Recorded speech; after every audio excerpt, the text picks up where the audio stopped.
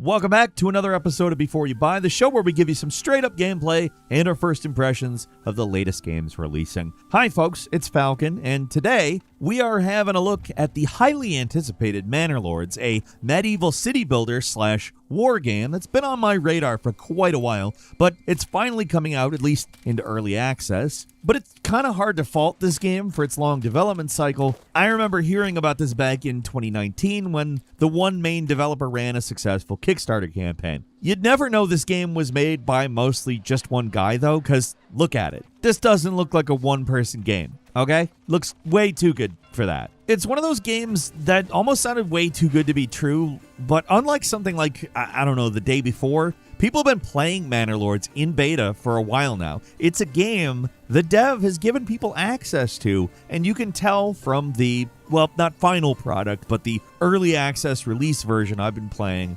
and the time's been well spent. It's definitely an early access game. There are big chunks of Manor Lords that need to be fleshed out, but what we have here is highly impressive. If you're not one of the 3 million or so people that wishlisted the game on Steam, you might be wondering just what the hell even this is. Well, it's a game that's a little bit like a lot of other games, but it stands on its own. It's a city builder, something similar like Anno or Banished, but it's got a bunch of RTS game elements where you command soldiers and battle bandits and enemy lords. There's a strategic map, diplomacy, upgrade trees, supply chains. It's a complex game with a lot of moving parts. And the core of the gameplay is still that city building, though. Everything else, it's spice. This isn't Total War. You're not building those gigantic armies that are clashing literally all the time. Combat's pretty infrequent, and the game's not like a Paradox game either. You're not playing as the Manor Lord with a dynasty and role-playing choices to make. It's not a full-blown medieval simulation game with like grand strategy elements. It's a city builder, pure and simple. The focus here is building a town. That's the thing that the game excels at, too. For one thing,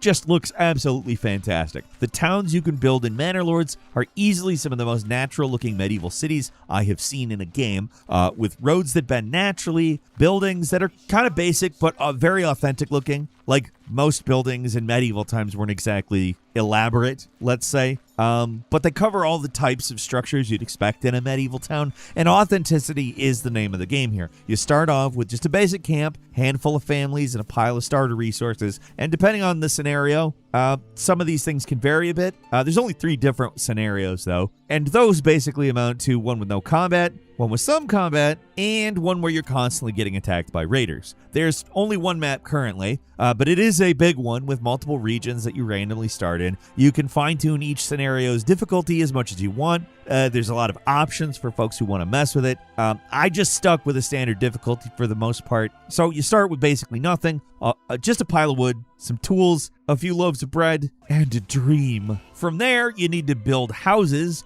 called burgage plots and a woodcutting station. You probably want to buy another ox. They're necessary for moving logs around, and one of those early game bottlenecks that can really slow you down if you don't invest in them early.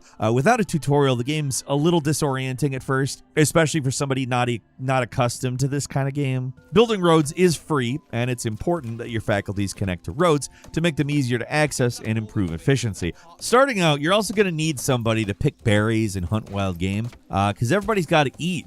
It's not like there's a BK or a Mickey D's down the road. So you assign villagers tasks by simply clicking on a building and assigning the job to somebody, and they'll most likely just do it without any issues.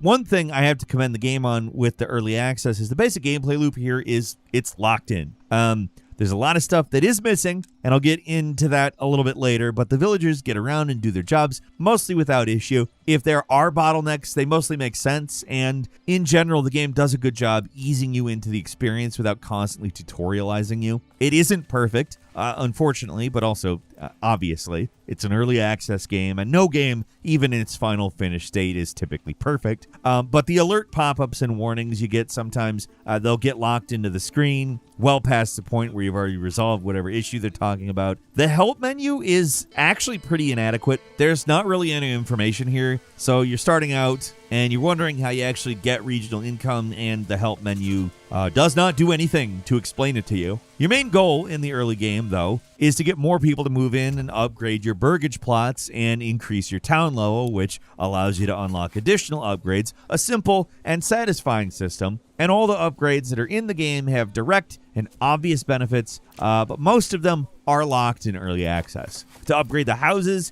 you need to fulfill various requirements. To get a burgage plot for level 2, you need a church, as well as market stalls for food, firewood, clothes, etc. None of these things are automatically generated. You need villagers to get food and in turn run the market stalls. You need someone to cut firewood. You need another villager to turn animal hides, which your hunters collect into clothes. To get to level 3, it's even more complex. You need a tavern, more goods, a nicer church. Mostly, it's not hard. But if you want to run a tavern, you'll need beer, which means barley from fields, and that needs to be brewed before it can be served. These resource chains are common in this type of city builder, but it all feels a little more tactile here because the stuff actually needs to be done by a villager. The supply chain is, well, it's not abstracted in the way that it is in a lot of other games. It's just taking place on screen in, I guess, real time. The burgage plots are one of the most impressive things of the game. Instead of building them like most other RTS structures, you lay out a SimCity-like zoning district, and depending on the size and shape of the zone, that's how many houses you build. Give it more room for a backyard. You can build attachments to each house, like a chicken coop or a family farm, up to a Fletcher and armorer shop. It's a complex system that still manages to be like really intuitive, and that's how I would describe a lot of the stuff with this game. It all starts off simple enough, but as the game progresses, the requirements and the supply chain, they get more and more complex. At least with the early access build, I never really found it overwhelming, but it can require a certain amount of micromanaging when you're constantly assigning and unassigning villagers to different tasks in order to collect the proper resource. At least they're pretty quick about it. If you're not sure what a villager's doing, the game gives you a clear way to see where they are, what their current action is, etc. But it would be nice for a proper logistics tab where you could really drill down into this stuff. Having to hunt down for all the job buildings and manually add and subtract people to jobs does get tedious after a while, especially when your city starts to get big and you're dealing with dozens of families. It's far from a deal breaker. The UI is otherwise really readable, very intuitive, dare I even say somewhat pleasant, but there is some quality of life stuff that is missing in Manor Lords that are generally common features in city builder games, at least at this point. If you want to bypass a lot of that busy work, you just use the trading post. You can trade resources for cold hard cash and just buy the stuff you need, which is honestly a lot easier with certain things, but maybe a little too easy sometimes. Probably the most tedious and difficult part of the supply chain is equipping your armies. Soldiers need multiple pieces of equipment to function,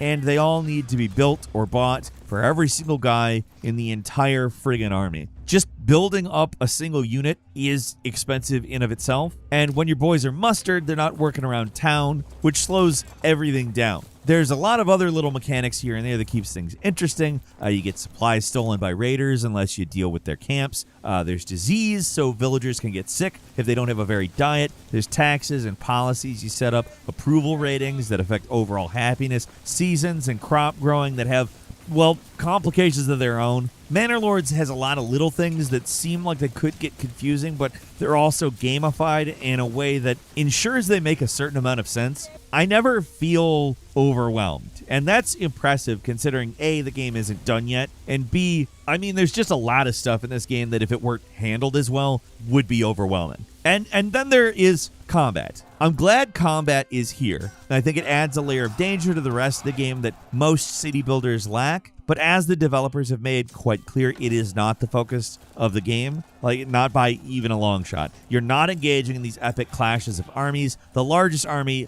I've seen had about 4 or so separate units, which means like 100 plus guys. But most Total War games have army counts that easily go into the thousands.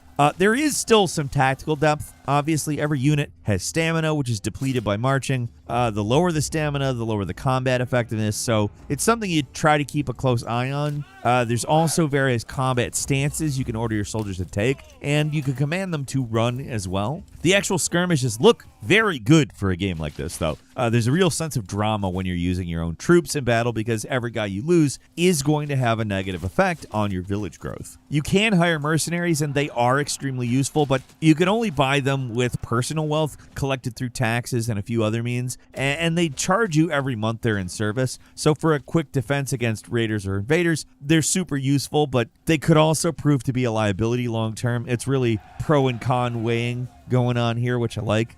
Manor Lords is a game that is surprisingly easy to jump into, even lacking a proper tutorial. The standard game is gentle enough that you could still make a few, or even, in my case, quite a few mistakes and still do okay. The game feels pretty complete in a lot of ways, but it is also, in others, absolutely an early access game. I've mentioned a few things the game is missing already. Tutorial, a proper help section, there's only one map. The upgrade tree is mostly unfinished, but that isn't all. Diplomacy is really bare bones at this point. The taxation system is probably going to get reworked because there's a tax house you can build, but it currently doesn't do anything. There's placeholder images and text all over the place. If you're looking for a complete experience, you're not going to find it with Manor Lords. You can tell just a lot of stuff is missing. But to the game's credit, what is here is incredibly solid. I encountered almost zero bugs other than some messed up pop-ups. And again, I want to reiterate that this is a game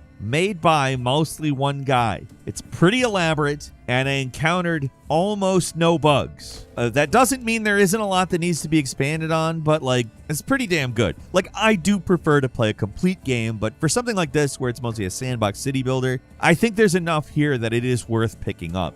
It's only going to get better from here, and it's already an excellently designed city builder that looks great, has a nice interface, a UI that I don't hate using, and a visit mode where you can literally walk around your little bucolic little town. A few days before the early access release, the developer put up a Steam post that it's basically a long list of things that Manor Lords is not, and it's probably to save off complaints. Because people do seem to have a bit of an overinflated idea of what the game actually is. If you think this game is going to be Paradox plus Total War, but bigger, you may be disappointed. But if you're like me and you're here for a fun and complex but still approachable city builder with some RTS elements, that's what you're getting, and it does it very well. I am pretty excited about where this game goes moving forward because there is a really good base here. There's some stuff this game does that other games like it just don't, or don't do well at very least, and it does it all really well. That's all for today. Leave us a comment. Let us know what you think. If you like this video, click like. If you're not subscribed, now's a great time to do so. We upload brand new videos every day of the week. Best way to see them first is, of course, a subscription, so click subscribe. Don't forget